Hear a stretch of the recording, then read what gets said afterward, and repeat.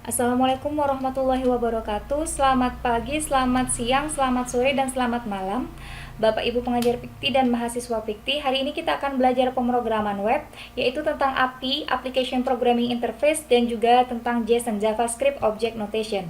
Pertama kita akan belajar tentang API atau bahasa kerennya, pronunciation-nya yang keren itu adalah API. Apa itu API atau API? API di sini bukan sesuatu yang bisa digunakan untuk membakar atau yang panas, membara, atau mungkin yang berwarna merah, bukan itu. Tapi API di sini adalah Application Programming Interface, sekumpulan fungsi dan prosedur yang membantu sebuah aplikasi untuk dapat mengakses fitur atau data dari sebuah sistem operasi tertentu, aplikasi lain atau service lainnya. Jadi di sini ada database atau server istilahnya. Lalu ada API, lalu di sini ada aplikasi browser seperti Mozilla, ada sistem operasi Windows, sistem operasi Android, sistem operasi iOS, lalu aplikasi browser Chrome. Jadi API ini apa? Jadi di sini ada server, lalu di sini ada klien. Klien atau pengguna dapat mengakses data atau fitur tertentu yang ada di server sini melalui API. Jadi ini pengguna, lalu ini server. Pengguna atau klien gitu ya. Jadi klien di sini atau pengguna bisa mengakses sistem kita. Jadi kita punya sistem gitu ya. Sistem kita taruh di server. Agar sistem itu bisa diakses dari berbagai jenis platform, saya menggunakan API sehingga pengguna saya bisa dengan bebas mengakses sistem atau aplikasi yang saya taruh di server ini dengan berbagai macam platform yang ada di sini. Misalnya mereka menggunakan browser, bisa pakai Mozilla atau Chrome, atau mungkin bisa menggunakan aplikasi yang terinstall di sistem operasi Windows, atau mungkin aplikasi yang terinstall di sistem operasi Android, atau mungkin aplikasi yang terinstall di sistem operasi iOS gitu ya. Jadi ini sistem operasi Windows, Android, dan iOS. Jadi API ini apa? API ini merupakan pintu yang menjembatani komunikasi antara klien yang ada di sini dengan server. Jadi klien di sini bisa mengakses data dari server atau mungkin juga bisa mengakses fungsionalitas tertentu dari server. Gitu ya. Ini merupakan pintu yang menjembatani komunikasi antara klien dan server. Jadi klien di sini atau pengguna ini bisa mengakses data yang ada di server ataupun mengakses fitur atau fungsionalitas tertentu yang ada di server tadi. Nah, bagaimana cara mengunduh API, program API-nya, dan juga bagaimana cara melakukan pengaturan API yang ada di buku. Ini sengaja tidak saya sertakan di video ini karena bagaimana cara mengunduh dan pengaturan awalnya akan saya satukan di video selanjutnya. Disatukan di bagaimana caranya install Node.js, saya satukan di situ. Nah, di sini saya berfokus pada penjelasan tentang API yang awal, penjelasan pendahuluan tentang API, dan juga penjelasan tentang JSON. Jadi bab 12 dan 13 saya gabung di sini.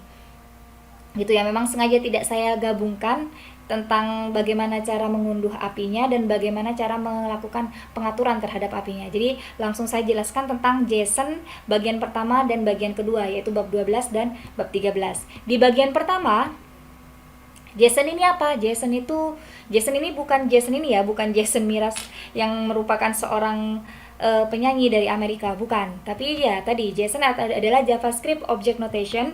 Jadi sama seperti tadi, pertukaran data tadi, di sini kan ada server ya. Lalu di sini ada klien. Ada server dan ada klien. API di sini kan merupakan pintu yang menjembatani komunikasi antara klien di sini dengan server yang ada di sini. Nah, komunikasi antara klien dan server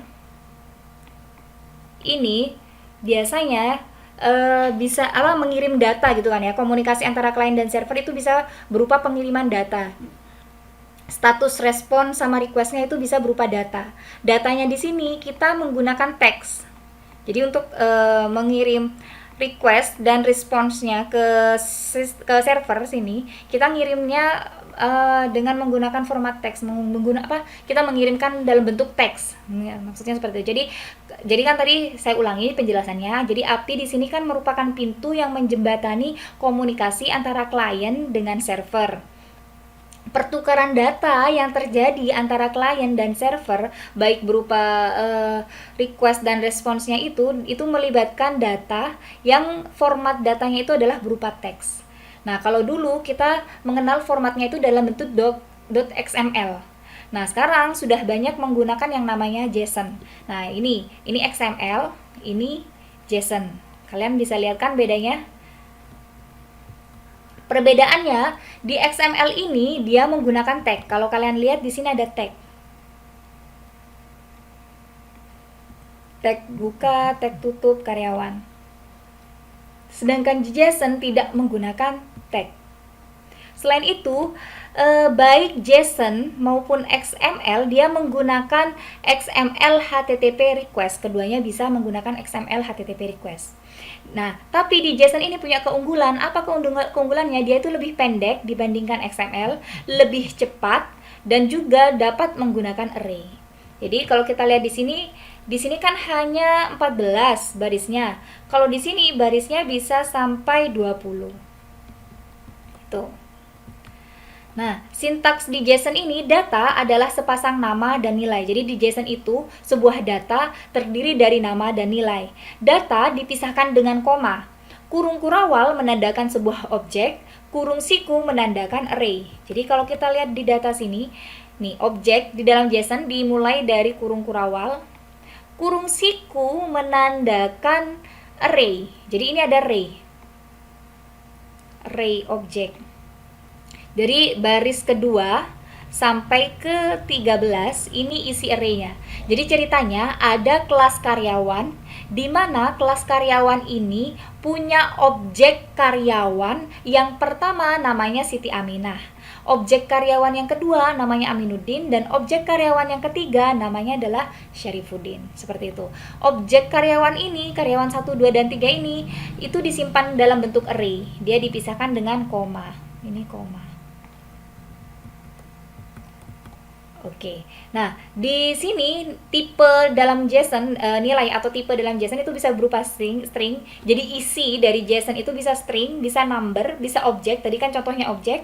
Lalu juga bisa array. Tadi juga kita lihat array. Lalu ada boolean, lalu ada null. Nah penjelasannya satu-satu seperti ini. Kalau string di sini ada nama, lalu ada nilai. Ini nama, nilai. Kalau string dia menggunakan tanda petik 2. Sedangkan di sini kalau number dia tidak menggunakan petik. Ini ada nama, ini ada nilai, ya. Ini nama, ini nilai. Kalau number dia tidak menggunakan petik. Jadi langsung ditulis angkanya 30, 29 dan seterusnya. Nah, sedangkan JSON object itu apa? Nah, sebelum saya menjelaskan tentang JSON object, kita perlu tahu dulu apa bedanya objek dan kelas. Objek ini adalah segala sesuatu yang dapat dibedakan di alam semesta dan contohnya itu adalah seperti manusia, hewan, tumbuh-tumbuhan, kendaraan. Nah, itu objek. Sedangkan kelas itu apa? Kelas ini adalah hierarki lebih tinggi dari objek yang dihasilkan, atau bisa jadi dikatakan generalisasi objek yang memiliki ciri yang sama. Jadi kalau misalnya tadi objek itu saya bisa sebutkan sebagai hewan, manusia, dan tumbuhan. Misalnya ada objek manusia, objek hewan, objek tumbuhan gitu ya. Nah, objek manusia, hewan, dan tumbuhan ini punya kesamaan, yaitu apa? Mereka adalah makhluk ciptaan Tuhan misalnya gitu. Jadi kelasnya di sini adalah makhluk ciptaan Tuhan. Objeknya kita inisialisasi kelas makhluk ciptaan Tuhan ini menjadi objek yang pertama adalah hewan, lalu kita inisialisasi lagi menjadi manusia, dan lalu kita inisialisasi lagi menjadi tumbuhan gitu. Contoh lainnya adalah seperti ini. Jadi intinya kelas itu generalisasi atau hierarkinya lebih tinggi dibandingkan objek. Contoh lainnya adalah manusia. Manusia adalah sebuah kelas. Jadi misalnya saya buat kelas manusia, lalu saya inisialisasi sebuah objek dari kelas manusia, yaitu objek pertama namanya Siska, objek kedua namanya Sinta, yang ketiga objek ketiga namanya Ani. Jadi dari kelas manusia tadi saya inisialisasi 3 objek, yang nama pertama Siska, yang kedua namanya Sinta, yang ketiga namanya Ani, seperti itu. Jadi kelas ini hierarkinya lebih tinggi, merupakan generalisasi dari objek itu sendiri. Nah, di sini ada contoh JSON object. JSON object di sini ada variabel my object i dan x, isinya kosong. Nah, di sini my object diisi data JSON, yaitu kelas karyawan, di mana kelas karyawan ini punya objek karyawan 1, objek karyawan 2, objek karyawan 3, dan objek karyawan 4. Jadi dari kelas karyawan ini saya inisialisasi menjadi objek karyawan 1, objek karyawan 2, objek karyawan 3, dan objek karyawan 4. Karyawan 1 namanya Siti Aminah, karyawan 2 namanya Aminuddin, karyawan 3 namanya Syarifuddin, karyawan 4 namanya adalah Umam. Delete ini digunakan untuk menghapus, sedangkan for ini kita gunakan untuk menyimpan datanya ini tadi ke dalam sebuah string, lalu kita akan mencetaknya. Di sini kita mencetak. Nah, programnya seperti apa? Ya, kita buka programnya. Saya sudah menyimpan di sini di sum htdocs pict bab 12-13. Di sini ada JSON object di file pendukung sudah ada. Nah, di sini kita lihat, di sini ada inisialisasi variabel my object i, lalu kita mengisi data dalam variabel. Jadi di sini ada kelas karyawan, di mana kelas karyawan tersebut diinisialisasi menjadi objek karyawan 1, objek karyawan 2, dan seterusnya. Ini namanya, dan namanya Umam dan Syarifuddin. Nah, delete ini ya ini cuma perintah agar kalian tahu gimana sih caranya menghapus data yang ada di sini. Nah, kita bisa menggunakan fungsi ini, fungsi delete. Lalu for ini perintah untuk menyimpan data objeknya itu tadi ke dalam sebuah string, nama stringnya adalah x. Lalu di sini adalah untuk menampilkannya.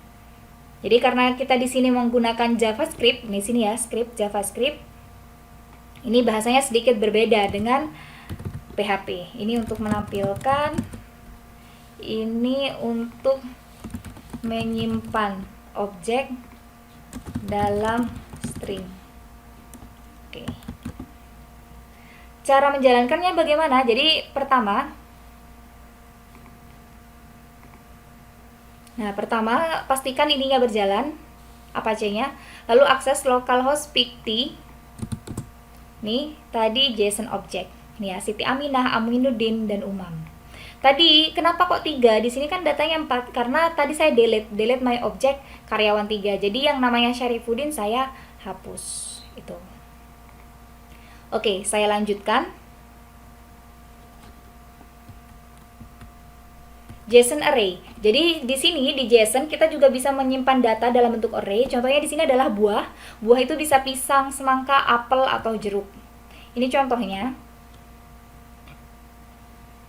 Jadi ada buah, lalu cara mengaksesnya sama, buah dalam kurung siku i.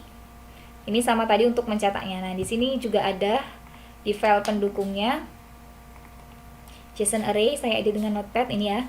Jadi kita inisialisasi sama seperti tadi, kita isi variabelnya dengan variabel buah, lalu perintah untuk menyimpan data buah ke dalam teks, kita simpan ke dalam teks x.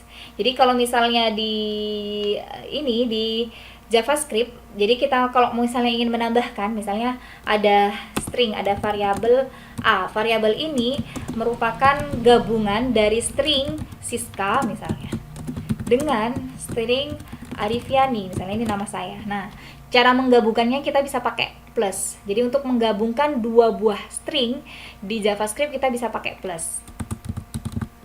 Nah, di sini x plus sama dengan itu artinya sama. Kalian pasti sudah familiar. X plus sama dengan itu sama artinya dengan x sama dengan x plus ini. Ini sama artinya. Cuma dia diringkas, agar lebih ringkas kita tulis seperti ini. Ingat istilahnya apa? Ayo, ya PR ya. R. Oke, kita cara ngaksesnya seperti apa? JSON array kita ketikkan. Nah, ini pisang, semangka, apel, dan jeruk. Kita menggunakan for. For-nya juga berbeda dengan PHP. Jadi in my object buah seperti itu, semacam for each. Nih ya, semacam for each. Ini JavaScript, bukan PHP. Jadi di sini kan script. Kalau PHP kan ada tag PHP-nya. Kalau kalian ingat. Nah, ini kalian sudah belajar banyak bahasa. Jadi nanti bisa kalian tambahkan di CV bahasa yang dikuasai selain bahasa Inggris, bahasa Jawa, bisa bahasa JavaScript, bahasa C++, C#, nah, bahasa PHP, oke. Nah, itu contoh JSON array. Cara mengaksesnya adalah my object lalu indeksnya. Kalau array kan sama seperti yang saya bilang tadi, array itu ada indeks sama value atau isi. Indeks itu ibarat halaman, lalu isinya itu ya isi dari halaman itu apa gitu. Lalu JSON boolean. Seperti kita tahu, boolean ini cuma punya dua nilai, yaitu true dan false. True atau benar ini bernilai 1, sedangkan false atau salah bernilai 0. Lalu ada JSON null, jadi isinya 0, kosong. Lalu di sini dijelaskan nilai JSON tidak dapat berupa fungsi, tidak bisa berupa fungsi, tanggal. Nah, kalau tanggal biasanya kita konversi ke dalam bentuk teks terlebih dahulu, dan nilai yang tidak terdefinisikan. Nah, ini harus ada nilainya. Karena sintaks JSON diturunkan dari notasi objek JavaScript, dengan JavaScript kita dapat membuat objek dan mengisikan data. Jadi misalnya di sini ada variabel nama, contohnya di sini variabel nama.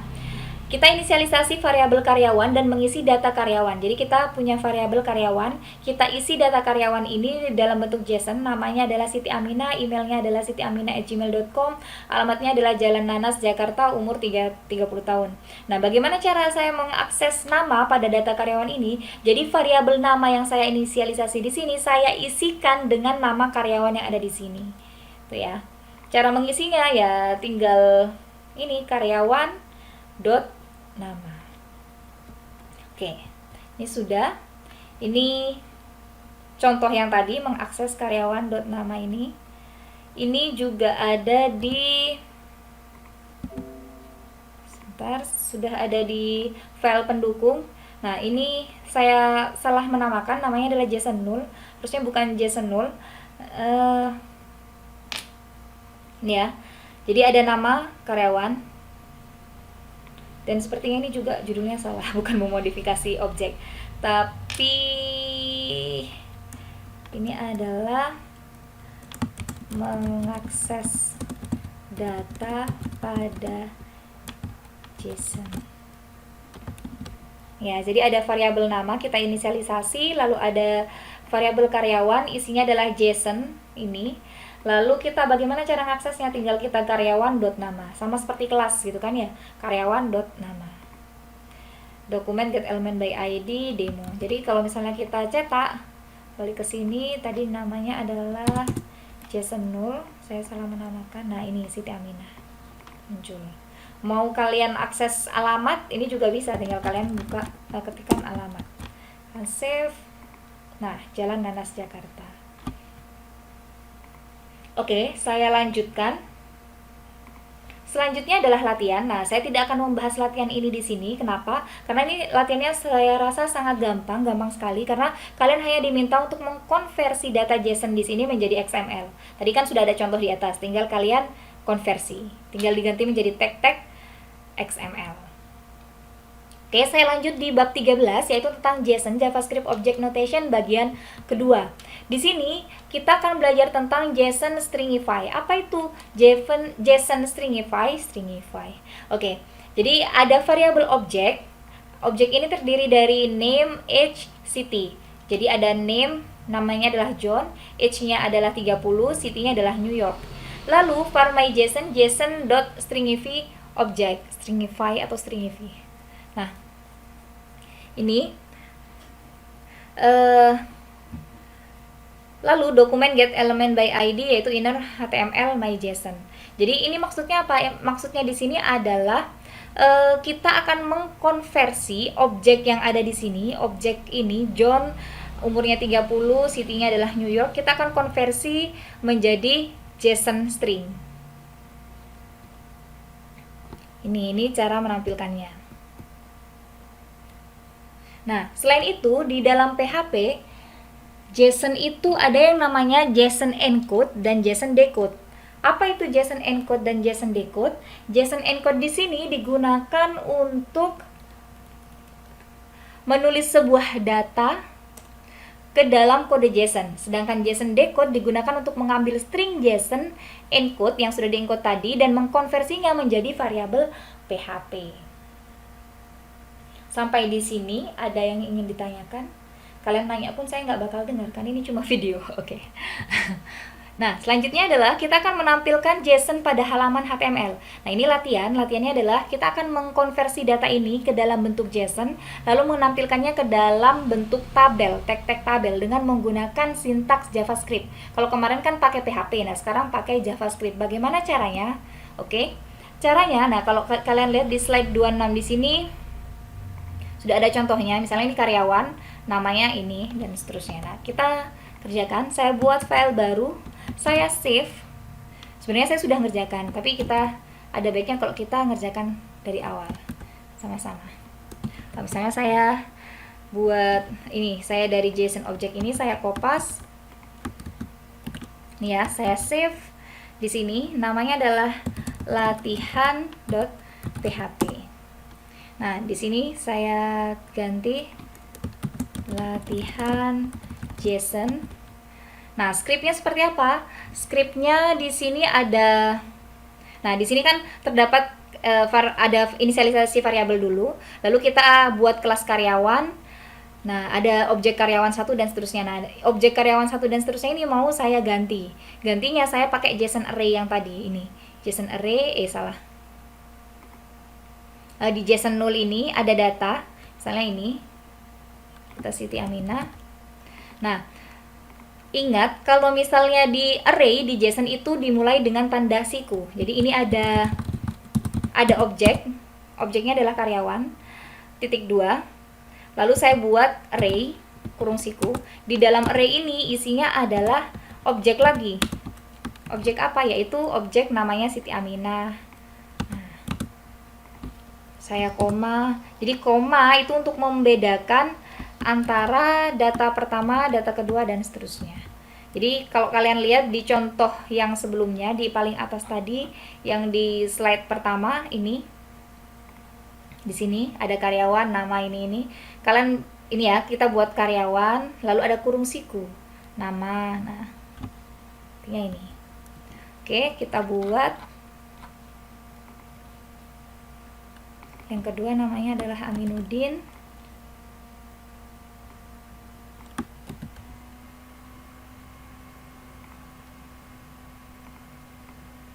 Aminuddin.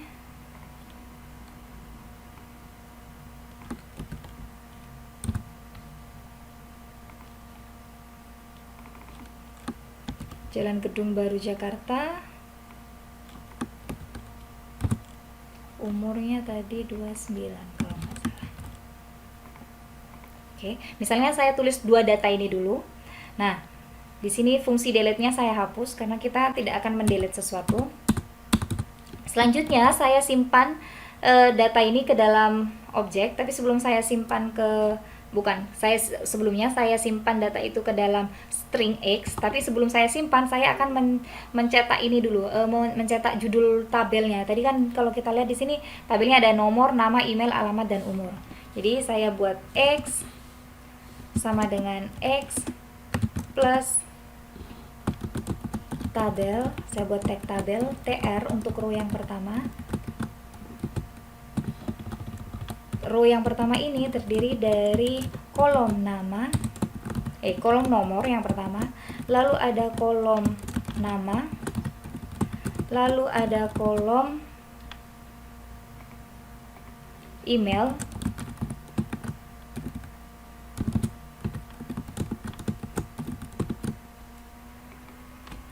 alamat, umur.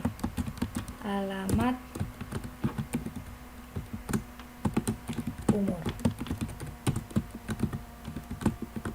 Oke. TD, nomor, nama, email, alamat, umur. Lalu saya buat tutup kurungnya. Oke, saya save. Nampilkannya seperti apa? Kita lihat. latihan nama, email, alamat, umur. Nah, ini tadi objek-objeknya masih ini ya, karena ada my object karyawan ini. Jadi ini saya komen dulu misalnya. Nah, nomor, nama, email, alamat, umur. Misalnya saya kasih bordernya 1.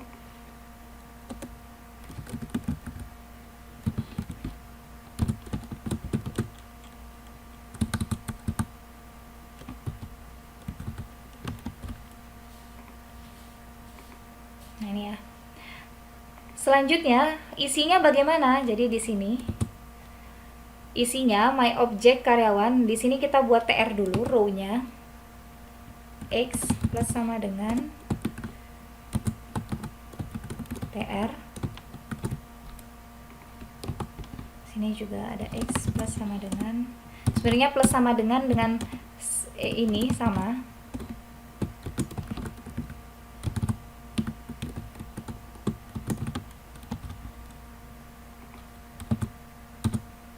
Nah, di sini TR kita buat TD. TD yang pertama isinya apa? TD yang pertama adalah isinya nomor. TD. Nah, di sini nomor saya akan inisialisasi variabel nomor sama dengan 0.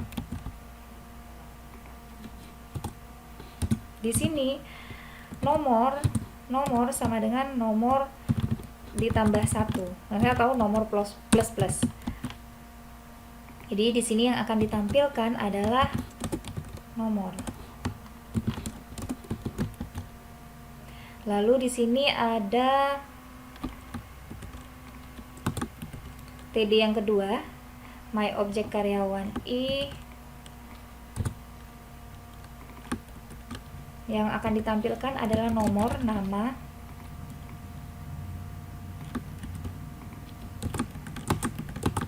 setelah nama adalah email, setelah email adalah alamat, lalu terakhir adalah umur. Sudah. Hasilnya, nah ini ya, sudah muncul. Tinggal kalian tambahkan data selanjutnya di sini my object. Nah, di slide di buku itu ada soal lagi, soal terakhir latihan. Latihannya ini kita diminta pada tabel yang dibuat, kita diminta untuk menambahkan tambahan CSS Bootstrap. Ayo. CSS Bootstrap, ingat apa saja yang mau yang perlu ditambahkan. Misalnya di sini saya tambahkan dulu tentang style sheetnya atau style bootstrapnya. Cara menambahkan style bootstrapnya, kita bisa menggunakan style URL. Di sini kita tambahkan tag head. Di head ini kita tambahkan bootstrapnya.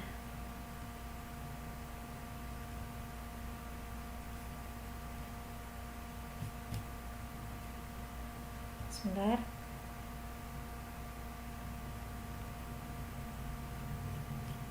Tab bootstrapnya, nah ini.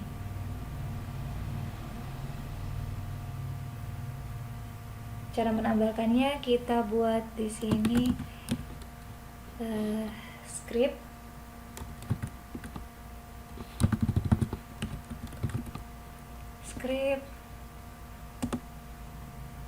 atau saya kopas saja ya langsung ya. Di sini saya buka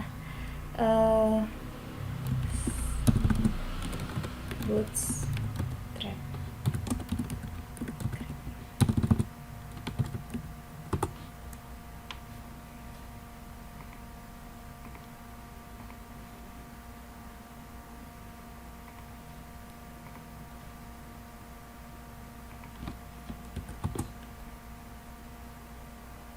Jadi getting started, cara menambahkannya sebentar.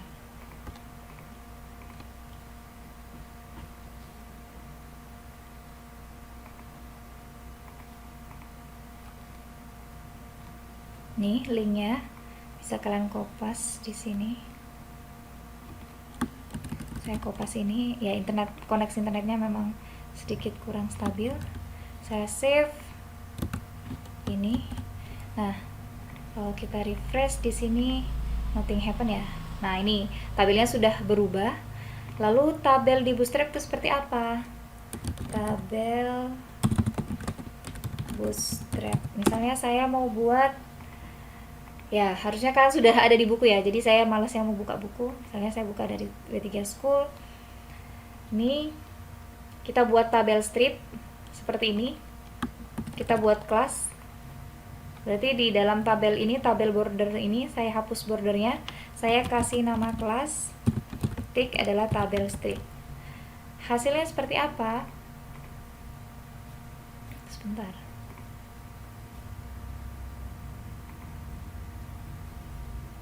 Bootstrap.